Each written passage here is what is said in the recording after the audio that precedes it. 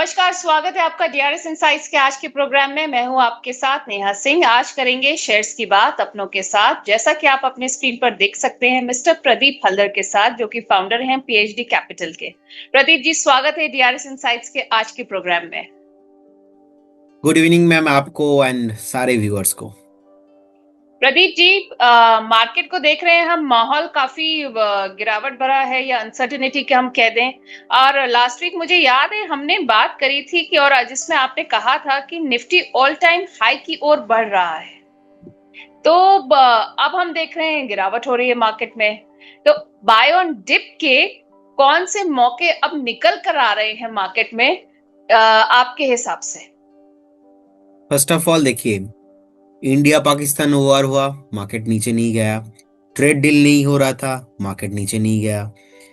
और जितने भी करेंटली जो जितने भी हाईलाइटेड हुआ है, लाइक इन्फ्लेशन को देख लीजिए, पॉजिटिव है। जीडीपी डेटा आया, पॉजिटिव है। रिजर्व बैंक ऑफ इंडिया ने रेट कट किया है, पॉजिटिव है। सो आप देखेंगे इतना बढ़िया मार्केट में एक बूस्टिंग मिला डोमेस्टिक कंजम्पशन को। लास्ट जो बजट था, बजट में भी उसके बाद लगातार इंडियन इकोनॉमी नहीं चला है लास्ट एक साल में। आप देखेंगे स्पेशली डेटा कि अक्टूबर 24 से अभी तक मार्केट नहीं चला है। लास्ट 4 साल में देखेंगे मार्केट कितना बढ़िया परफॉर्म किया है। तो हर एक मार्केट का ना साइकिल होता है, उस साइकिल के हिसाब से मार्केट चलता है। अब द थिंग इज कि मार्केट नेक्स्ट कहाँ पे जाएगा। जी। आप देखेंगे कि 24,300 24,350 के आसपास बार बार जो है मार्केट ने एक सपोर्ट लिया है। मैं बुलिश 25,000 के ऊपर हो चुका हूं, अभी भी हूं, क्योंकि 25,000 के नीचे नहीं आया। हम्म। हम टेक्निकल एनालिस्ट मार्केट को टेक्निकल लेवल के साथ एंड फ्यूचर में कुछ पर्सपेक्टिव के साथ फॉलो करते हैं। तो 25,000 के ऊपर जब तक मार्केट है, मार्केट में कुछ भी प्रॉब्लम नहीं है। अगर 25,000 के नीचे मार्केट होगा, ऐसा नहीं कि बुल रन खत्म हो जाएगा। बुल रन 24,500 में भी था, बुल रन 24,300 में भी है, बुल रन 25,000 में भी है। अब द कंसर्न इज कि बार बार हमने देखा कि 25,000 के ऊपर टिक नहीं पाया। अब ये व्यू इंटेंट तब तब तक रहने वाला है जब तक ये 25,000 के ऊपर सस्टेनेबिलिटी होगा। अब 24,650 से हमने देखा जंप करके सडनली 24,450 तक आ चुका है। 450 में बार बार रेजिस्टेंस ले रहा है। इंटरेस्टिंग फैक्ट ये है कि आज भी हमने देखा है कि मार्केट 25,169.50 के आसपास का क्लोजिंग, 25,084 के आसपास का डे लो हाँ, था। 25, लास्ट हाँ। लास्ट आधा घंटे में, लास्ट एक घंटे में अच्छा खासा रिकवरी निफ्टी में आया। हम्म। बैंक निफ्टी में भी अगर हम देखेंगे ऑलमोस्ट 55,509 के आसपास का क्लोजिंग है। ऑलमोस्ट 200 पॉइंट के ऊपर बैंक निफ्टी का क्लोजिंग एंड डे लो भी था ऑलमोस्ट 55,160 रुपीज के आसपास। तो सपोर्ट भी है ऑलमोस्ट 54,900 के अराउंड। सब देखेंगे निफ्टी के साथ बैंक निफ्टी को कंपेयर करके आज थोड़ा देखेंगे तो बैंक निफ्टी ज्यादा स्ट्रांग है because of some PSU banks. हाँ। पीएसयू बैंक पब्लिक बैंक अभी चला नहीं है, प्राइवेट बहुत थोड़ा बहुत चल गया था। सो ओवरऑल इंटरप्रिटेशन अभी भी सेम है, 25,000 के ऊपर। और बैंक निफ्टी 54,900 के ऊपर व्यू पॉजिटिव अभी भी है, कुछ भी चेंजेस नहीं है इसमें जी। ऑल राइट, चलिए, व्यू आपका अभी भी बरकरार है।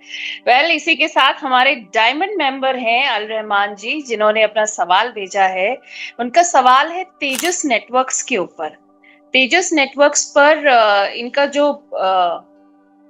इनकी जो बाइंग प्राइस है उस पे इनको 43% का लॉस हो रहा है।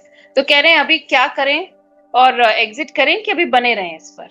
देखिए, मुझे लगता है कि इसका एग्जिट बहुत पहले उनको कर लेना चाहिए था, बट अनफॉर्चुनेटली अगर उन्होंने एग्जिट हो नहीं पाया, नो इशू। अब करेंट जोन से एक बार एग्जिट करने का सलाह रहेगा, क्योंकि ऑलरेडी एक सपोर्ट था, रिसेंट सपोर्ट जो है 6 ऑलमोस्ट 54,650 के अराउंड था, तो उसके नीचे आ चुका है। सो अभी 596 पे है, ऑल टाइम लो के आसपास ही आ चुका है ऑलमोस्ट। अभी भी ट्रेंड जो है नेगेटिव ही है, ऐसा कोई बेस बनने का संकेत भी यहाँ पे नहीं दिखाई दे रहा है। सो जितना वेट करेंगे उतना नीचे जाने का चांसेस हो सकता है, तो एक बार एग्जिट कर लीजिए करेंट जोन से। हाँ, इनका जो है, इमेजिन इनका बाइंग प्राइस है 1083 का 0.11, और इनका इस समय जो करंट एवरेज प्राइस आ रहा है वो 614.50 का आ रहा है। एक और हमारे डायमंड मेंबर हैं सुशील पाल जी। सुशील पाल जी कह रहे हैं गुड इवनिंग सर। इन्होंने अपने दो शेयर्स के ऊपर इनका सवाल है, आईएक्स और बीएससी शेयर। ये कह रहे हैं आप प्लीज सजेस्ट कर दीजिए 2 इयर्स के लिए, और any two stocks for short term trading view, ये आपसे ये जानना शॉर्ट था। टर्म ट्रेडिंग व्यू अभी नहीं होगा because of the market sentiment. अच्छा। आपको मिनिमम व्यू रखना है तो 3 से 4 महीने का व्यू रखना है। आईएक्स में रिसेंटली जो डबल टॉप फॉर्मेशन हुआ उसके बाद आईएक्स का कुछ रेगुलेशन चेंजेस होने के कारण आईएक्स में नीचे आया, और इसका जो मेजर एक सपोर्ट था ऑलमोस्ट 160 के अराउंड, उसके नीचे ट्रेड हो रहा है। तो आईएक्स में अभी एंट्री करने का या तो रहने का भी कोई मतलब नहीं लगता है, मुझे लगता है कि एग्जिट कर जाना चाहिए। BSE Bombay stock exchange one of my favourite stock है, क्योंकि बॉम्बे स्टॉक एक्सचेंज का फंडामेंटल बढ़िया है। टेक्निकल के आधार पे भी देखा जाए कि बहुत नीचे बॉम्बे स्टॉक एक्सचेंज आ चुका है। तो बॉम्बे स्टॉक एक्सचेंज को आप चाहो तो इसी जोन पे एक बार एक्यूमुलेट आप करके जाइए, कुछ प्रॉब्लम नहीं है। 2050 बॉम्बे स्टॉक एक्सचेंज के लिए एक बार स्टॉप लॉस के साथ आप, मुझे लगता है कि बने रहना चाहिए। और 2050 पे एक सपोर्ट है, हो सकता है कि एक बार 2000 के आसपास भी आ जाए, तो बाइंग के लिए बढ़िया अपॉर्चुनिटी हो जाएगा बीएससी का स्टॉक। तो आप कह रहे हो वही बाय ऑन डिप उसके लिए सही रहेगा, अगर आप 2050 या 2000 पे यस, आपका और बाय। आपने पूछा है कि शॉर्ट टर्म के लिए कौन सा, शॉर्ट टर्म के हाँ। लिए 2-5 दिन के लिए कोई ट्रेडिंग पिक नहीं है, लेकिन एक कंपनी है जो मुझे लगता है कि अगर आपका व्यू नेक्स्ट 1.5 से 2 महीना है, एटलीस्ट 1 क्वार्टर भी है तो भी होगा। कंपनी का नाम है state bank of India, okay. SBI. SBI आप देखिए ऑलमोस्ट डे हाई के आसपास आके क्लोजिंग हुआ है, ऑल टाइम हाई पे जाने के लिए रेडी हो रहा है, क्योंकि ओके। बैंक निफ्टी जिस तरीके से हमने देखा आज 55,000 के आसपास का एक लो लगा के अगेन बाउंस बैक किया है। सो कहीं ना कहीं पीएसयू इसमें बहुत पार्टिसिपेंट कमिंग फ्यूचर में भी होने वाला है। एसबीआई अब देखेंगे ऑलमोस्ट 8,03,000 करोड़ के आसपास है एसबीआई का मार्केट कैप है, हाईएस्ट पैट पोस्ट किया है। मतलब इंडिया पे ऐसे बहुत कम कंपनीज है जिनका प्रॉफिट 80,000 करोड़ के ऊपर है। तो एसबीआई का जो पैट है 82,550 करोड़ के आसपास। सेल्स ग्रोथ भी मोटा मोटा सही है, एंड आप देखेंगे इनका जो प्रॉफिट ग्रोथ है वो भी बहुत बढ़िया है। एंड प्रॉमिसिंग बैंक है, लीडिंग बैंक है, रिटर्न भी दिया है। तो करेंट जोन से आप बाई करके जाइए, एक स्टॉप लॉस आप 830 के अराउंड मेंटेन कीजिए। मुझे लगता है कि इसका टारगेट 940 950 होना चाहिए। जब ओके। नेक्स्ट एक क्वार्टर में आप देखेंगे कि बैंक निफ्टी एक बार 58,000 59,000 के आसपास आएगा, उस टाइम पे एसबीआई का प्राइस 940 950 आपको आते हुए दिखेंगे। ऑल राइट, ये तो हो गई एसबीआई के लिए प्रदीप जी की राय। प्रदीप जी, जो हम ऑटो स्टॉक्स की बात कर रहे हैं, ऑटो शेयर्स काफी चर्चा में है जीएसटी रेट कट के बाद, और फेस्टिव सीजन भी आ रहा है। इसी में से एक स्टॉक के ऊपर सवाल आया है रामू मोहन रेड्डी जी का। कह रहे हैं हीरो मोटोकॉर्प पे शॉर्ट टर्म व्यू जानना चाह रहे हैं ये आपका। तो देखिए hero MotoCorp overall positive view है। अब देखेंगे रिसेंटली चला भी है बहुत। अब टेक्निकल के आधार पे देखेंगे कि overall the performance of the company last 6 महीने में 47% चला है, लेकिन लास्ट एक महीने में नेगेटिव, लास्ट एक साल में -13% रिटर्न दिया है। सो कहीं ना कहीं देखा जाए एक साल से चला नहीं है। 5,370 के आसपास का क्लोजिंग है आज का। मुझे लगता है कि 4,850 पे एक स्ट्रॉन्ग सपोर्ट है। आप बने रहिए विथ स्टॉप लॉस, एक स्टॉप लॉस लगाइए, बने रहिए। बहुत जल्दी ये 6,000 क्रॉस करने वाला है। ऑल राइट, आप कह रहे हैं बहुत जल्दी 6,000 ये क्रॉस कर सकता है। प्रदीप जी, ये तो बात हो गई हीरो मोटोकॉर्प की। मारुति सुजुकी की बात करें तो मारुति सुजुकी का जो शेयर है, अगर नवरात्रि के पहले दिन हम कहें तो जो न्यूज आई थी कि 30,000 कारों की उन्होंने डिलीवरी करी है, और 80,000 कार की उनकी इंक्वायरी भी आई, जिसका असर हमने उनकी शेयर पर भी देखा। तो इसको लेकर क्या व्यू रखते हैं आप? देखिए मारुति को लेके मेरा पॉजिटिव व्यू है, बट क्या होता है ना, मार्केट इज सो स्मार्ट, बहुत ही स्मार्ट है मार्केट। एंड हम लेट, न्यूज लेट में आते हैं, लेकिन मार्केट बहुत स्मार्ट है। तो ये जो 16,100 के आसपास का क्लोजिंग है ना, ये ऑलरेडी डिस्काउंटेड है प्राइस के साथ। रिसेंटली मारुति के साथ जिस तरीके से मारुति ने ग्रोथ किया, आप देखेंगे ऑलमोस्ट जिस तरीके से 13,000 से भाग रहा है नॉन स्टॉप, रुकने का नाम नहीं ले रहा है। हाँ, लास्ट 2 महीने में ऐसा कोई हफ्ता नहीं है जहां पे मारुति हायर हाई क्लोजिंग ना दिया हो। बिल्कुल। क्योंकि एक तो जीएसटी का रेट कार्ड अलग अलग इनका एक्सपेंशन अभी चल रहा है, और जिस तरीके से अभी रिजल्ट आया है, तो ये जो न्यूज आया है ऑलरेडी प्राइस के साथ डिस्काउंटेड हो चुका है अभी। मुझे लगता है कि एक हेल्दी करेक्शन चाहिए। अगर वो करेक्शन होता है देन एंट्री करना सही है। बाकी जिनके पास अभी है, आप बने रहिए, कोई प्रॉब्लम नहीं। मतलब मैं यही बोलने का ट्राई कर रहा हूँ आपको कि चलते हुए ट्रेन को आप क्या क्या बोलते हैं उसको, कि कि चलते पीछे हुआ नहीं जो भागना। ट्रेन है, हाँ उसमें आप मत चढ़िए। आप अगर जब रुकेगा ट्रेन स्टेशन में तब जाके आप उसमें उठिए, अभी उठने का ट्राई करेंगे तो मुश्किल है। हम्म, चलिए प्रदीप जी, अब टाटा मोटर्स पर भी अपना व्यू दे दीजिए। Tata Motors one of my favourite counter, लेकिन टाटा मोटर्स के साथ क्या प्रॉब्लम वो यही है कि स्टॉप आ गया है जिस पर चढ़ना चाहिए इस ट्रेन पर या नहीं? ऑब्वियसली टाटा मोटर्स का सिचुएशन ऐसा है कि भाई साहब अभी जा रहा है, फिर से रुक रहा है, फिर से जा रहा है, फिर से रुक रहा है। सो पीपल नाउ फ्रस्ट्रेटेड कि भाई ये कब चलेगा।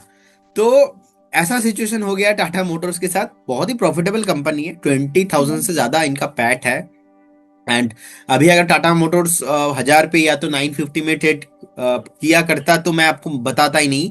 अभी टाटा मोटर्स 700 के आसपास का चल रहा है। हमने भर भर के इसको रिकमेंडेशन दिया है कि आप 650 में ले लीजिए, 680 में ले लीजिए। टाटा मोटर्स ऐसे वैल्यूएशन आपको नहीं मिलेंगे।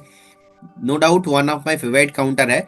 मुझे लगता है कि इसका टारगेट 740 आना चाहिए, first target, and second target इसमें 950 का होना चाहिए। व्यू रहेगा 6 से 8 महीना। ऑल राइट, व्यू रहेगा 6 से 8 महीने का। टारगेट्स आपने डिस्कस कर लिए हैं। एक और अगर हम ऑटो सेक्टर की बात करें, जो स्टॉक लगातार चर्चा में रह रहा है वो है Hyundai मोटर्स। तो इनके बारे में भी न्यूज आ रही है, कितने इनके पास बुकिंग्स आ रही हैं, 11,000 कारें जैसे इन्होंने बेची नवरात्रि के पहले दिन, और हम इसका असर इनके स्टॉक पर भी देख रहे हैं। तो प्रदीप जी, इसको लेकर भी व्यू दे दीजिए। देखिए, हुंडई हमने कॉल दिया था तब से, जब से हुंडई का आईपीओ हाई के ऊपर सस्टेन किया है, ऑलमोस्ट 2,000 के आसपास। मेरा इसमें टारगेट है, मुझे लगता है कि 3250 3300 is on the way, coming soon. लेकिन ऐसा एक्सपेक्टेशन रखना कि 15 दिन में, 1 महीने में हो जाएगा, ऐसा नहीं है। जो भी न्यूज या रिजल्ट आया है, that is a very good thing, but consolidation अभी नहीं हुआ है। लगातार 2,000 से भाग रहा है स्टॉक। तो अभी इतना दौड़ने के बाद रेस्टिंग टाइम चाहिए। रेस्ट टाइम मुझे लगता है कि एक बार स्टॉक को 2550 या तो 2500 तक लेके जा सकता है। मतलब यहाँ से भी फ्रेश 200 पॉइंट का करेक्शन मैं देख रहा हूँ। उस जोन पे आप एक बार टाइम देख के, रिव्यू करके आप एक बार एंट्री कीजिए, लेकिन फ्रेश एंट्री अभी नहीं है। लेकिन जिनके पास ऑलरेडी है, आप बने रहिए। 3,000 ऊपर मैं टारगेट देख रहा हूँ। और मैं पर्सनली, मेरा अभी कार है हुंडई भाड़ना, मैं भाड़ना ड्राइव करता हूँ। सो अच्छा है, खराब नहीं है, बस थोड़ा वैल्यूएशन अभी महंगा हो चुका है। सो मुझे लगता है कि वेट करना बहुत बेटर रहेगा। पहले लोग कहते थे इंडिया में मारुति सुजुकी खरीदनी चाहिए क्योंकि रिपेयर अच्छी हो जाती है, सब है। फिर Hyundai भी उस कैटेगरी में आ गई, जहाँ अगर छोटे शहरों के लोग भी हैं या कहीं हैं तो पार्ट्स मिल जाते हैं, रिपेयर अच्छे से हो जाता है, और कहते हैं ना कि लंबी दौड़ तय करती है कार। तो ये दोनों ब्रांड्स के बारे में तो हमने काफी सालों से ये बात सुनी है। अब प्रदीप जी, वैसे अगर मैं कहूं कि आप दो अपने पिक्स दे चुके हैं, एसबीआई और दूसरा टाटा मोटर्स, तो सही रहेगा? हाँ जी, हाँ जी, बेस्ट, ठीक है। तो हमारे व्यूअर्स, अभी आप लोग और थोड़ा सा वेट कीजिए, धीरे धीरे जैसे शो आगे जाएगा आपको प्रदीप जी की तरफ से और पिक्स मिलने वाले हैं और आपको पता चल जाएगा। जैसा कि मैंने कहा, आज हम डिस्कस करेंगे बाय ऑन डिप की स्ट्रैटेजी प्रदीप जी के साथ, और वही आपको आगे शो में मिलने वाला है। तो अभी तक अगर आप हमारे मेंबर नहीं बने हैं तो जल्दी से हमारी मेंबरशिप ले लीजिए, ताकि आपके सवाल हम ले सकें और आपकी क्वेरीज को रिजॉल्व कर सके। प्रदीप जी, अब संजीव सैनी जी आए हैं अपना सवाल लेकर, कह रहे हैं नमस्कार नेहा जी और प्रदीप सर। नमस्कार संजीव जी। गुजरात इन ट्रक्स इनके पास है, 481.84 की इनकी बाइंग है। कह रहे हैं 1 महीने का टारगेट प्लीज मुझे सजेस्ट कर दीजिए। क्या स्टॉक नाम बताया? Can you give me the spelling, name क्या है? गुजरात और Intrux, INTRUX। Okay. I think ये एनएससी में लिस्टेड नहीं है, मेरे पास बीएससी का डेटा आ रहा है। तो अभी 437 के आसपास चल रहा है। मैं एक बार फंडामेंटल डेटा देख लेता हूँ इसका। सो 437.90 के आसपास आज का क्लोजिंग है। 4% तो नेगेटिव है। हाँ, इनका जो एवरेज प्राइस बाइंग है वो है 481.84 का। मैम, इसमें नहीं रहना चाहिए, क्योंकि 150 करोड़ के आसपास मार्केट कैप है। मतलब लिक्विडिटी इसमें कुछ नहीं है। इसीलिए बीएससी एक्स कैटेगरी में इसको डाला गया है। तो कोई भी स्टॉक जो बीएसई एक्स कैटेगरी में होता है, अगर आप बहुत अच्छे से पढ़ाई किए हो, स्टडी किए हो, और आपको पूरा कॉन्फिडेंस है, तब जाके कोई भी स्टॉक बीएसई एक्स कैटेगरी में आपको लेना चाहिए। Otherwise without knowing the main company and the main thing, आपको निवेश नहीं करना चाहिए कोई भी स्टॉक्स अगर 150 करोड़ 100 करोड़ के आसपास मार्केट कैप हो तो। क्योंकि जो कंपनी 100 करोड़ 200 करोड़ वाला रहता है, वही कंपनी पोटेंशियल रहता है कल को जाके मल्टीबैगर होने का। ये तो बात सच्चाई है, लेकिन ये भी बात सच्चाई है, इंडिया में ऐसे बहुत सारे कंपनीज है जिनका स्कैम या तो मैनिपुलेशन, जो पाम एंड डाम होता है, मैक्सिमम ऐसे छोटे छोटे कंपनीज के साथ होता है। तो इसमें लिक्विडिटी ना के बराबर है। अगर जिन्होंने ये क्वेरी किया है, अगर उनको ये बात पता है, दैट इज ओके। अगर नहीं पता है तो आप जान लीजिए, आज का डे हाई भी था 450 और डे लो भी था 426। देखिए कितना बायर सेलर, ये जो कितना चलिए। गैप है। एक 400 का स्टॉक डे लो लगा रहा है 426, 450 का हाई। सो लिक्विडिटी इसमें है ही नहीं। तो मेक श्योर अगर आपका व्यू इसमें है पॉजिटिव, तो फिर और आप फंडामेंटल को स्टडी कीजिए। लेकिन मैं कभी भी ऐसे कंपनीज को रिकमेंड करते नहीं हूँ। एटलीस्ट तो 1000 करोड़ 1200 करोड़ तो मार्केट का होना चाहिए, अदरवाइज देखिए। लिक्विडिटी का हाँ। प्रॉब्लम बहुत रहता है। जी। देखिए संजीव जी, प्रदीप जी ने बहुत अच्छे से समझाया, और ये हमारे व्यूअर्स के लिए भी हम आपसे हमेशा कहते हैं, जहां भी इन्वेस्ट करिए बहुत सोच कर समझ कर, अपनी स्टडी कर कर, एक्सपर्ट्स की एडवाइस देखकर, उस हिसाब से ही आप इन्वेस्ट कीजिए। बहुत हार्ड अर्न मनी है सबका, और बहुत ही उसको सोच कर ही इन्वेस्ट करना चाहिए। अब सुशील जी अपना सवाल लेकर आए हैं। जो स्टॉक्स चर्चा में रहे हैं, काफी हैं भी, वो है आईटी स्टॉक्स। तो टीसीएस पर इनका सवाल है, और इनका जो बाइंग प्राइस है वो 3247, 3247 का है। तो उस पर ही आपका व्यू जानना चाह रहे हैं। देखिए आईटी प्रेशर में ही है, लेकिन मेरा व्यू इसमें पॉजिटिव अभी भी है। और कल भी जो न्यूज आया था वीसा को लेके, ऑलरेडी वो डिस्काउंटेड हो चुका है, मार्केट ने ज्यादा रिएक्ट नहीं किया है। कल और आज मिला के 3 3.5% नेगेटिव है। ये ऐसा नेगेटिव हमारे आईटी इंडेक्स पहले भी था। सो ये ऑलरेडी एडजस्ट हो चुका है। रही बात टीसीएस का, प्रॉफिटेबल कंपनी है, आप बने रहिए, कोई भी प्रॉब्लम नहीं है। 3200 तो आपको बहुत जल्दी आते हुए दिखेंगे। आप चाहो तो करेंट जोन से एक बार बाय भी करके जाइए, कुछ भी प्रॉब्लम मुझे नहीं दिखता है टीसीएस में। ऑल राइट, टीसीएस में आपको कोई प्रॉब्लम नहीं दिख रही है। अब एलएनटी टेक्नोलॉजी सर्विसेज पर भी इनका सवाल है। इनका जो बाइंग प्राइस है वो है 4418 का। उस पर भी आपकी राय जानना चाह रहे हैं। ओके। देखिए अभी 4190 के आसपास का क्लोजिंग है, ओवरऑल डाउन ट्रेंड में है। और मुझे लगता है कि पर्टिकुलर स्टॉक में एक बार ना 4050 के आसपास आपको एक स्टॉप लॉस जरूर मेंटेन करना चाहिए। तो ऑल 4050 में एक स्टॉप लॉस मेंटेन कीजिए, बने रहिए, लेकिन फ्रेश खरीदारी का सलाह नहीं होगा, क्योंकि ये आप ट्रेंड में नहीं है, ना ही इसमें कोई पॉसिबिलिटीज मेरे को अभी दिखाई दे रहा है। अगर ये बाई चांस 4600 इसके ऊपर क्लोजिंग होता है, देन इसका मूवमेंट जो हो वो चेंज हो जाएगा, तब जब हम इसको एक बार रिव्यू करेंगे। लेकिन अभी तो फिलहाल आपको अवॉइड ही करना चाहिए। ऑल राइट, तो अभी अवॉइड कर सकते हैं। बाइंग और स्टॉप लॉस प्रदीप जी ने सजेस्ट कर दिया है। सत्यव्रता आचार्य जी हैं, पीटीसी इंडिया पर इनका सवाल है। इनका जो बाइंग प्राइस है वो है 205 का, और आपकी राय जानना चाह रहे हैं। देखिए पीटीसी इंडिया बहुत टाइम से कंसोलिडेशन कर रहा है, 200 के ऊपर सस्टेन नहीं किया था, 200 के ऊपर एक ब्रेकआउट आया था, डबल टॉप फॉर्मेशन बना के पीटीसी इंडिया नीचे आ गया, अभी 172 के आसपास का है। मुझे लगता है कि fixed and final stop loss होना चाहिए 166। 166 will be your stop loss. बने रहिए, लेकिन फ्रेश बाय नहीं करना है। 200 के ऊपर जाएगा देन इसमें पॉसिबिलिटीज हो सकता है एक बार 270 280 तक, तो बाय करना है अबव 200, नॉट बिलो। अगर ऑलरेडी आपके पास है, 166 will be your stop loss. और राइट, अगर है शेयर तो 166 का स्टॉप लॉस लगा सकते हैं। मिथिलेश सिंह जी हैं, रेड टेप के बारे में इनका सवाल है। कह रहे हैं कि मेरा जो बाइंग प्राइस रेड टेप का है वो 160.81 का है। कह रहे हैं अभी इसमें क्या कर सकते हैं। देखिए होल्ड करने का सलाह रहेगा, अब अच्छा कंपनी है, 178 करोड़ का पैट भी पोस्ट किया है रिसेंटली, और सेल्स भी बढ़िया है, 2000 करोड़ के ऊपर तो इनका सेल्स भी है। 157 के आसपास का आज का क्लोजिंग आया है। एक स्टॉप लॉस ऑफ 138 के अराउंड मेंटेन कीजिए, होल्ड करने का सलाह रहेगा। रेसिस्टेंस है 166 7 के आसपास, जहाँ पे रिसेंटली टॉप भी बनाया था। 167 को अगर क्रॉस करता है, देन आपको स्टॉक एक बार 200 के तरफ आते हुए दिखाई देंगे। ऑल राइट, तो आप कह रहे हैं ये लेवल्स आपने बता दिए हैं। अब हमारे जो आज के लकी सब्सक्राइबर हैं वो है आरएनजी। आरएनजी बीएलएस इंटरनेशनल पर आपका व्यू जानना चाह रहे हैं। ये लकी साइज सब्सक्राइबर क्या होता है, मतलब कैसे होता है? लकी सब्सक्राइबर वो होता है जिसने अभी हमारी मेंबरशिप नहीं ली है, लेकिन हम एक लकी सब्सक्राइबर अपने शो में चुन रहे हैं, उसको मौका दे रहे हैं हमारे एक्सपर्ट से सवाल पूछने का, जो कि आज आप हैं। नाइस, अच्छा है।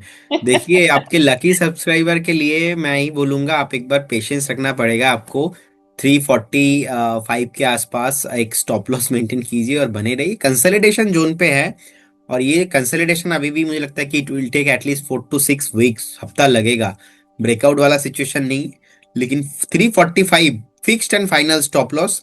अगर ये 345 को होल्ड कर पाता है नेक्स्ट 2 से 4 हफ्ता, एंड आई बिलीव कि होल्ड करना चाहिए, देन आपको हायर प्राइस आते हुए दिखेंगे। लेकिन अभी फ्रेश बाइंग तो अपॉर्चुनिटी नहीं है, जिनके पास है आप बने रहिए। ऑल राइट, जिनके पास है बने रहे, लेकिन अभी फ्रेश बाय के आप सलाह इसमें नहीं दे रहे हैं। हमजा जी अपना सवाल लेकर आए हैं, कह रहे good evening Neha ji and Pradeep sir. Good evening Hamza जी।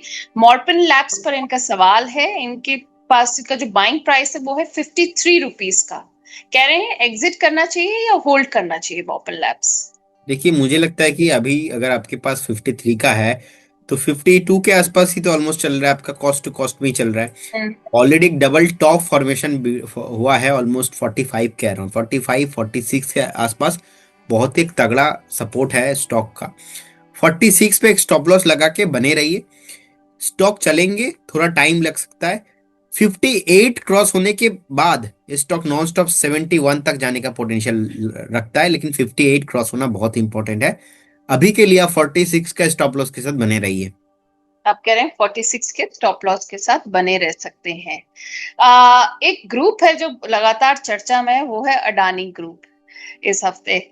तो अडानी ग्रुप के ऊपर एक सवाल आया है, और अडानी टोटल गैस पर इनका सवाल है। 753 रुपीज की इनकी बाइंग है, तो उस पर आपकी राय जानना चाह रहे हैं मुकेश कुमार जी। देखिए, ये जो हफ्ता है ना, बहुत इंपॉर्टेंट रहा है अदानी ग्रुप के ऊपर, क्योंकि अदानी को सेबी से क्लीन चिट मिला है। हाँ और मैं ओवरऑल एक डेटा, आपको बहुत ही इंटरेस्टिंग डेटा शेयर कर रहा हूँ। जी बिल्कुल। FY23 में जब हिंडनबर्ग का न्यूज सामने आया था, उस टाइम पे अदानी ग्रुप का ओवरऑल जो पैट था, प्रॉफिट आफ्टर टैक्स, तब था ऑलमोस्ट 24,050 करोड़ के आसपास।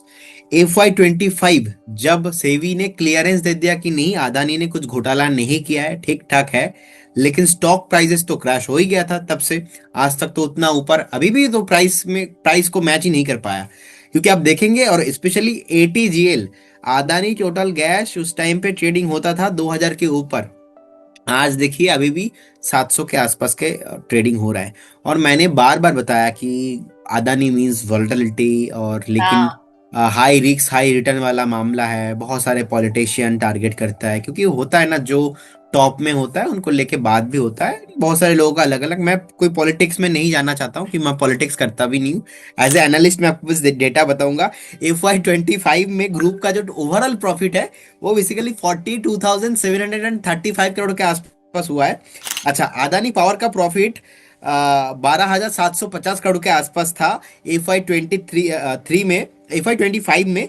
और FY23 में था उस टाइम पे 10,000 करोड़ के आसपास। तो यहाँ पे भी ग्रोथ है। अदानी पोर्ट FY23 में 5,300 करोड़ के आसपास था, ऑलमोस्ट डबल हुआ है 25 में। 11,060 करोड़ के आसपास का पैट। ओके, देन हम देखेंगे अंबुजा सीमेंट का जो 23 में पैट था 2,100 करोड़ के आसपास, और अभी FY25 में आया है 5,158 करोड़ के आसपास। ओके, अदानी रिन्यूएबल जो है 23 में 973 करोड़ के आसपास का पैट आया। ऑलमोस्ट 3x यहाँ से ग्रोथ हुआ है। FY25 में 2,100 करोड़ के आसपास का पैट पोस्ट किया है। ACC का अगर हम देखेंगे 489 करोड़ के आसपास का पैट पोस्ट किया था FY23 में। FY25 में पोस्ट किया ऑलमोस्ट यहाँ से 5x, मतलब 2,400 करोड़ के आसपास। तो आप, मैंने आपको वही चीज बताया, अब सीन देखिए क्या हुआ है। ओवरऑल ग्रुप का प्रॉफिट जो था 24,000 करोड़, वो इंक्रीज होके आया है 42,000 करोड़। लेकिन स्टॉक हाँ तो इंक्रीज नहीं हुआ है, स्टॉक जहां पे था यहाँ पे ही है। उल्टा हाँ सेबी से क्लीन चिट भी मिल चुका है। तो कहीं ना हाँ। कहीं ओवरऑल ग्रुप में मैं पॉजिटिव हूं, और मुझे लगता है कि इसका इफेक्ट नेक्स्ट आपको फ्यूचर में आते हुए दिखेंगे। हाँ, ये बात भी सच्चाई है कि 2 3 दिन से लगातार चल रहा है। हाँ। लगातार चलने के बाद कंसोलिडेशन हो रहा है, दैट इज वाई ये आज थोड़ा बहुत 7-8% नीचे आ रहा है। और आपको अदानी ग्रुप में तब निवेश करना है जब आपको थोड़ा बहुत करेक्शंस में दिखे, कंसोलिडेशन पे दिखे, तब हाँ, निवेश नहीं करना है जब ये टॉप में रहे। टॉप में रहे। चलिए, अब अडानी ग्रीन पर भी मुकेश जी, लग रहा है इन्होंने काफी अडानी के शेयर्स ले रखे हैं। 1174 में इन्होंने खरीद रखा है, तो आगे के लिए अडानी ग्रीन पर स्ट्रैटेजी पूछ रहे हैं। ये और थोड़ा करेक्शन यहाँ पे पॉसिबल है, इनफैक्ट 1070 तक भी जा सकता है। फिर से अच्छा। स्टॉक घूम के आपको 1450 1500 आते हुए दिखेंगे। तो ऑल्ट साइकिल में टाइम करेक्शन और प्राइस करेक्शन होके ऊपर जाना है। होल्ड करने का सलाह रहेगा, कुछ भी प्रॉब्लम नहीं है, बने रहिए। तो जब ये प्राइस करेक्शन आए तो और एड ऑन कर सकते हैं? देखिए, ऐड ऑन करने का भी थ्योरी है। अगर आपके पास 100% है और आप ऐड ऑलरेडी 10% कर चुके हो और आपको लगा कि नहीं और 10% मैं कर लूंगा, तो ओवर पोजीशन साइज हो जाएगा। तो ओवर पोजीशन साइज करना अदानी ग्रुप में, I don't think this is a right. क्योंकि आपको पता है कुछ ना कुछ प्रॉब्लम होगा, राहुल गांधी आके कुछ ना कुछ बोलेंगे तो कुछ ना कुछ हो जाएगा इसमें। तो इसीलिए एवरेज करने की जरूरत नहीं है, बने रहिए, आपको हायर प्राइस देखने को मिलेगा। चलिए, मजेदार सलाह आपकी। अब विशाल जैन जी सवाल लेकर आए हैं। कह रहे हैं, hello Neha ma'am, Pradeep sir, तो लोन पर ये व्यू जानना चाह रहे हैं आपका। इनका बाइंग प्राइस है 64.35। देखिए, मैं 74 75 से लास्ट 6 महीने से शो कर रहा हूँ और लगातार बोल रहा हूँ कि स्टॉक अभी नहीं चलेगा, क्योंकि हर स्टॉक का अपना टाइम रहता है। सुजलॉन का हिस्ट्री अगर हम देखेंगे, एक टाइम पे पेनी स्टॉक था, बाद में फंडामेंटल चेंजेस हुआ, लास्ट का जो रिजल्ट था, रिजल्ट बहुत ही बढ़िया रहा है। अच्छा खासा प्रॉफिट भी पोस्ट किया है, 2000 करोड़ के ऊपर इनका पैट पोस्ट किया है। सो ओवरऑल प्रोमोटर होल्डिंग देखेंगे बहुत लो है, और जो जो स्टॉक में प्रोमोटर होल्डिंग थोड़ा कम रहता है, मेरा इंटरेस्ट थोड़ा कम रहता है। सो आप एक अगर अच्छा वैल्यूएशन देखेंगे 51 52 के आसपास होना चाहिए। बहुत टाइम से कंसोलिडेशन हो रहा है, 64 65 ब्रेक नहीं हो पा रहा है। और बीच में एक बार टॉप बना के आया था 74 के अराउंड। तो अभी मुझे लगता है कि अगर किसी के पास है, आप बने रहिए। एक फाइनल स्टॉप लॉस होना चाहिए 48, बट फ्रेश एंट्री अभी भी नहीं करना चाहिए। ओके, आप कह रहे हैं फाइनल स्टॉप लॉस 48 का इसमें आप सजेस्ट कर रहे हैं। अभी फ्रेश एंट्री की आपकी तरफ से सलाह नहीं है। अब प्रदीप जी, मैं आपको बता दूं कि दुबई के हमारे एक दर्शक हैं और यूएई से वो हमारा शो देखते हैं। और बहुत ही अच्छा उन्होंने सवाल पूछा है। कह रहे हैं, भाई दुबई से हम्बल रिक्वेस्ट है कि एक स्टील और एक सीमेंट का स्टॉक आप प्लीज प्रदीप जी सजेस्ट कर दीजिए अगले 2 साल के लिए, like steel exchange of India. देखिए, एक तो है स्टील में कुणाल भी आप। खरबंदा जी हैं इनका नाम। हाँ। कुणाल खरबंदा जी हैं ये, जो दुबई से सवाल पूछ रहे हैं आपसे। ओके, देखिए स्टील में मुझे लगता है कि टाटा स्टील के साथ जाना चाहिए, क्योंकि Nifty metal almost near to 52 week and lifetime high के आसपास है, और अभी भी ब्रेकआउट नहीं आया है। अगर ब्रेकआउट हो जाता है निफ्टी मेटल इंडेक्स, तो फिर तो यहाँ से 15 to 20% रैली होने का चांसेस एक मैं देख पा रहा हूँ। तो उस केस में टाटा स्टील आपको, उसी टाटा स्टील 240 250 में आते हुए दिखेंगे। तो वेट एंड वॉच करने वाला सिचुएशन है। बट टाटा स्टील के साथ जाइए, पैट अच्छा है, फंडामेंटल और टेक्निकल दोनों बढ़िया लग रहा है। और ऑल टाइम एक हाई है ऑलमोस्ट 183 184 तक, मुझे लगता है कि वो भी ब्रेक करके ऊपर जाने के लिए रेडी हो रहा है। और अगर सीमेंट पे रहना है, हमने स्टार सीमेंट बताया था, भागा है बहुत। अभी थोड़ा मैं बताऊंगा, जैसे कि अभी थोड़ा टाइम पहले मैंने बताया आपको एसीसी का कितना प्रॉफिटेबल कंपनी बना है, लेकिन एसीसी नहीं चला है। हम्म। तो कहीं ना कहीं एसीसी एक अच्छा बेट हो सकता है आपके लिए। 1877 चल रहा है, एक स्टॉप लॉस मेंटेन करना चाहिए। मुझे लगता है कि आप एक बार रिसेंटली जो डीप लगाया था ऑलमोस्ट 1680 के आसपास का एक स्टॉप लॉस मेंटेन करके बने रहिए। बहुत अच्छा। जल्दी स्टॉक आपको 2400 2500 के ऊपर और भी हायर टाइम फ्रेम में आते हुए दिखाई दे सकता है। बट टाइम चाहिए आपको। मान लीजिए दिवाली तो आ चुका है, तो इस दिवाली से नेक्स्ट 2 दिवाली तक आपको होल्ड रखना है। प्रॉफिटेबल कंपनी है, नीचे डाउन साइड ज्यादा नहीं है, डाउन साइड लिमिटेड है, अप साइड पे ज्यादा पोटेंशियल ज्यादा लग रहा है। ओके, तो दोनों स्टॉक्स जो आपने सजेस्ट करे प्रदीप जी, इनमें करंट लेवल से एंट्री की जा सकती है? हाँ, एसीसी में अभी एंट्री किया जा सकता है, और टाटा स्टील में भी सेम। ओके, तो प्रदीप जी अभी बता चुके हैं एसबीआई, प्रदीप जी बता चुके हैं टाटा मोटर्स, टाटा स्टील और एसीसी सीमेंट भी प्रदीप जी ने बताया है। आगे भी हम उनसे चर्चा करते रहेंगे और स्टॉक्स हमारे सामने आते रहेंगे। ग्रीष्मा पालेवाल जी हैं, हमारी मेंबर हैं, कह रही है मैम प्लीज सर से पूछिए टाटा पावर स्टॉक में काफी टाइम से कोई मूवमेंट नहीं है, क्या व्यू रख रहे हैं सर? व्यू वही है, टाटा पावर फंडामेंटली बढ़िया कंपनी है, लेकिन टाटा पावर का move compare to Adani Power उतना नहीं है। हम्म। थोड़ा धीरे चलता है। सब स्टॉक तो ऐसा नहीं है कि बहुत फास्ट चलेंगे, तो कभी आपको थोड़ा स्लो जाना पड़ेगा, कभी स्पीड के साथ जाना पड़ेगा। टाटा पावर देखेंगे आप 406 407 के आसपास जैसे आता है, फिर से एक बार सेलिंग प्रेशर देखने को मिलता है। ओवरऑल प्रॉफिटेबल कंपनी है, 4,800 करोड़ के ऊपर का पैट इनका भी है, तो कि ऐसा कोई प्रॉब्लम नहीं है। जिनके पास है बने रहिए, सेफ कंपनी है, थोड़ा धीमे चलता है। और मेक श्योर आपका भी साइकोलॉजी ऐसा ही होना चाहिए कि धीरे धीरे कुछ प्रॉब्लम नहीं है। थोड़ा एग्रेसिव ज्यादा चाहिए तो उसके लिए है अपना भाई साहब अदानी पावर। लेकिन अदानी मीन्स वॉलेटिलिटी, तो आप ऐसा तो नहीं हो सकता कि आप टेंशन भी नहीं लेंगे और पैसा भी कमाएंगे। तो पैसा जो होता है ना, पैसे का एक साइकोलॉजी होता है वो। आप पैसा उतना आपको मिलेगा ना जिंदगी में जितना आप रिस्क लोगे, रिस्क नहीं लोगे नहीं मिलेगा।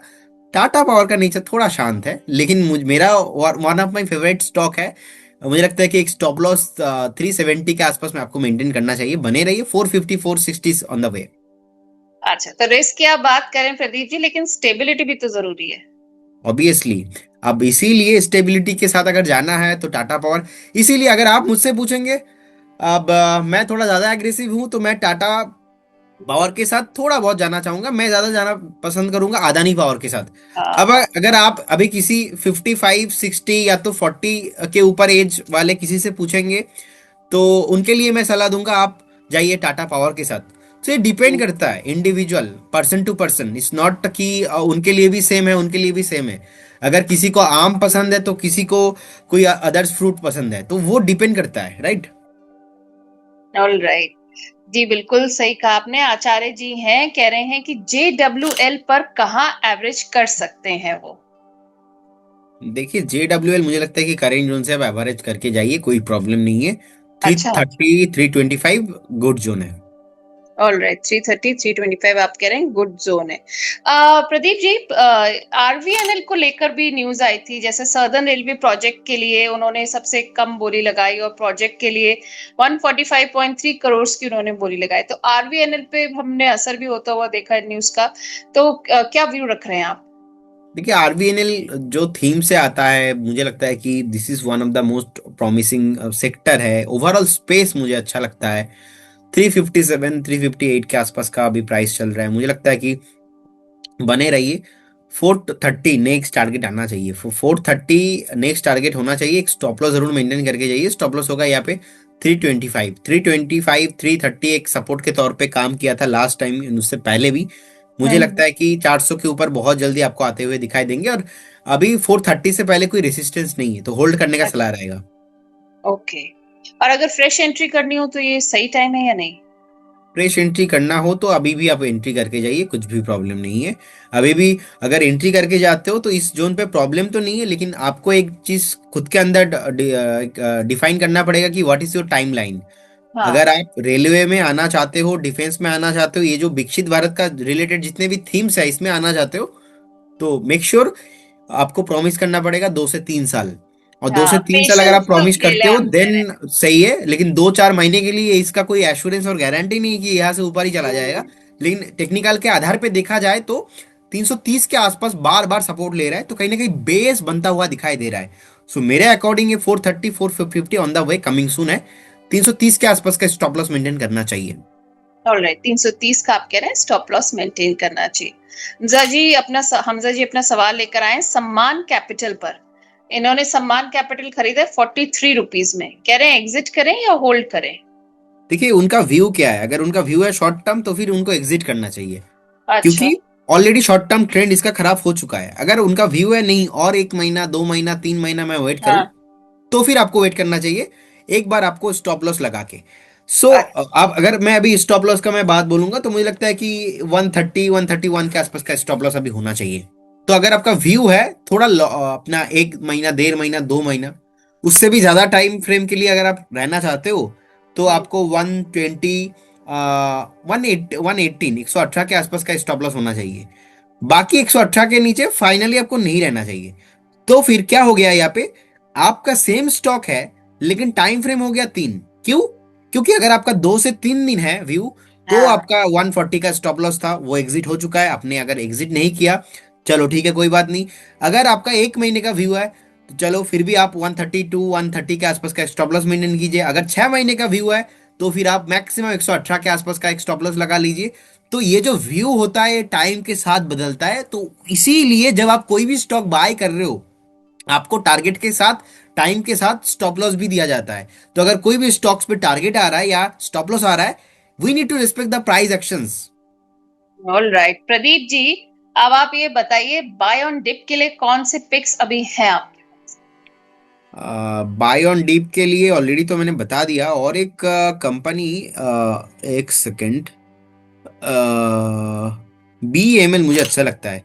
अच्छा। बी एम एल मुझे लगता है कि 4,300 4,350 के आसपास का जो अभी भी प्राइस है, एक बार हमें वेट करना चाहिए एक करेक्शंस के लिए। कभी भी अगर 4,100 4,000 के आसपास मिलता है आपको, तो फिर आप बीईएमएल लिमिटेड को बाय करके जाइए। उस केस में स्टॉप लॉस होना चाहिए ऑलमोस्ट 3,850, और टारगेट आना चाहिए उस टाइम पे 4,700, क्योंकि 4,790 के आसपास का 52 वीक का हाई, एंड वहां पे एक डबल टॉप फॉर्मेशन हुआ था। तो मुझे लगता है कि अगर आप यहाँ से 200-300 पॉइंट करेक्शंस में बीईएमएल को बाय करते हो और नेक्स्ट 2 से 3 क्वार्टर वेट करके जाते हो विथ स्टॉप लॉस ऑफ 3,850, आपको यहाँ से फिर से अगेन आपको 700 से 800 पॉइंट, 1,000 पॉइंट का रैली मिल सकता है स्टॉक पे। प्रदीप जी, अगर डिफेंस सेक्टर की बात करें तो कोई ऐसा पिक है इस समय जिसमें निवेश कर सकते हैं? देखिए डिफेंस काउंटर पे one of my favourite stock is, बार बार हमने बात किया है, अब फिर से बात करूंगा, वो है बीईएल। बीईएल हम्म। 395 के आसपास चल रहा है। आज का, सॉरी, बीईएल अभी 404 के आसपास का आज का क्लोजिंग आया है। इनफैक्ट 375 और 380 पे हमने बार बार रिकमेंडेशन दिया है, बहुत सारे क्लाइंटों के पास है। तो मुझे लगता है कि बीएल और एचएल दोनों काउंटर को आप लेके जाइए। अगर आपके पास है तो बने रहिए। ऑलरेडी हमने मल्टीपल टाइम डिस्कशन किया है, करेंट जोन से 40-50% में अपसाइड देखता हूँ बहुत ही शॉर्ट टाइम फ्रेम में। ओके। अब बात करें डिफेंस सेक्टर की तो मिथिलेश सिंह जी हैं, हमारे सपोर्ट मेंबर हैं। मिथिलेश जी, थैंक यू हमारी सपोर्ट मेंबरशिप लेने के लिए। कोचिन शिपयार्ड के लिए ये अपना सवाल लेकर आए हैं। इनका जो बाइंग प्राइस है वो है 1938 का, 1938 का। कह रहे हैं किस लेवल पर एवरेज कर सकते हैं? देखिए मुझे लगता है कि आपको अभी वेट करना चाहिए थोड़ा बहुत। और जिस तरीके से रिसेंटली टॉप बनाया था ऑलमोस्ट 2,300 2,350 के आसपास, फिर से एक बार जाने के लिए हाई पोटेंशियल है। बट ऐसा नहीं है कि इमीडिएट लेवल पे जाएगा। It will take at least 8 to 10 weeks आपको वेट करना चाहिए। मुझे लगता है कि फिर से वो 2,300 उसके ऊपर जाता हुआ दिखाई दे सकता है। Cochin shipyard one of my favourites counter है, होल्ड करने का सलाह रहेगा। ऑल राइट, होल्ड करने की सलाह रहेगी यहाँ पे। प्रदीप जी, शो खत्म करने से पहले कोई और एक ऐसा प्रॉमिसिंग स्टॉक जो आपको नजर आ रहा हो? देखिए मुझे कहीं ना कहीं लग रहा है कि पीएसयू अभी उतना रैली हुआ नहीं। एक तो मैंने स्टेट बैंक ऑफ इंडिया बता दिया। सेकंड हाँ। मुझे लगता है कि कैनरा बैंक। अच्छा। कैनरा बैंक, हाँ कैनरा बैंक मुझे लगता है कि अभी भी ऊपर जाने की कोशिश यहाँ पे हो सकता है। अभी 121 के आसपास का अभी चल रहा है, 125 126 के आसपास मल्टीपल टाइम रेसिस्टेंस है। तो कहीं ना कहीं ये रेसिस्टेंस जो मुझे लगता है कि ये क्रॉस हो जाएगा, कोई प्रॉब्लम नहीं है। आप कैनरा बैंक अगर आपके होल्डिंग पे है बने रहिए। अगर आप फ्रेश बाय करना चाहते हो तो एटलीस्ट आप 4 से 5 महीने का एक व्यू रखिए। 165 170 ऑन द वे लग रहा है एक बार, क्योंकि नेक्स्ट टाइम जैसा कि क्या है ना, एक चीज का जो फेयर अभी भी है, आज अब देखेंगे, एक हाइप चल रहा है मार्केट में और अभी इतने ज्यादा आईपीओज आ रहा है। तो किसी ने सही कहा था, जब गोल्ड सिल्वर हाई लगा रहा है और जब मार्केट में भर भर के आईपीओ आ रहा है, तब आपको थोड़ा बहुत सीरियस होके बैठना है। लेकिन अभी मार्केट उल्टा है, गोल्ड सिल्वर हाई लगा रहा है, आईपीओ भी आ रहा है, इक्विटी मार्केट पे इसका कोई रिएक्शन नहीं है। तो फंडामेंटल वाले अभी कंफ्यूज्ड है कि हो क्या रहा है, क्योंकि जमाना हाँ। जो है ना लास्ट 30 साल से अलग था, अभी थोड़ा हाँ। अलग शिफ्ट हो रहा है। गोल्ड सिल्वर बिटकॉइन सब हाई पे है, उधर इक्विटी मार्केट भी गिरने का नाम नहीं ले रहा है। सो कहीं ना कहीं अभी एक ऐसा सिचुएशन है, टेंशन है मार्केट में। तो इसीलिए मैंने आपको बताया 25,000 मेक और ब्रेक लेवल हो सकता है। 25,000 के नीचे चला जाएगा तो इसमें खोने का कुछ नहीं है। जो हमारा व्यू था इसको थोड़ा और 2 महीना 4 महीना डिले करना पड़ेगा, बस इतना ही। बाकी ये जो नेक्स्ट बैंक निफ्टी का रैली होगा, उस रैली पे पीएसयू का रोल बहुत हो सकता है। उसमें already state bank of India तो एज ए लीडर पार्टिसिपेट होने वाला है, सेकंड कैनरा बैंक मुझे लगता है। ऑल राइट, तो कैनरा बैंक और स्टेट बैंक ऑफ इंडिया आप पीएसयूज को लेकर कह रहे हैं, जो बैंक निफ्टी की रैली हो सकती है, तो उसमें आप कह रहे हैं बहुत बड़ा रोल पीएसयूज प्ले कर सकते हैं। सुशील श्रीवास्तव जी हैं, कह रहे हैं प्रदीप जी और नेहा जी, बहुत अच्छा लग रहा है आपका प्रोग्राम देखकर, और अपना सवाल लेकर आए हैं। इनका सवाल है यूरो प्रतीक सेल्स पर, कह रहे हैं कि ये आज ही खुला है और कहाँ तक जाएगा ये जानना चाहते हैं आपसे। इनका जो लेवल्स इन्होंने बाय करे हैं वो 247 पर करीब। सॉरी, मैं स्टॉक को ट्रैक कर नहीं पाऊंगा क्योंकि न्यू स्टॉक है, मेरा चार्ट में नहीं आया ये। ऑल राइट, ठीक है। प्रदीप जी, आज आप आए, आपने इतने बढ़िया अपने पिक्स दिए, और फेस्टिव सीजन में आपने हमारे व्यूअर्स को बहुत सारे टेक अवेज दिए आज के लिए। इसके लिए thank you so much for coming on the show today, और हमारे व्यूअर्स को इतने सारे टिप्स और पिक्स देने के लिए। थैंक यू मैम अगेन, आपको बार बार मुझे आप इनवाइट करते हो, and I wish best of luck. आपका चैनल बहुत ही ग्रो हो रहा है। सबसे बड़ी बात, व्यूअर्स को, ऑडियंस को बहुत वैल्यू मिल रहा है।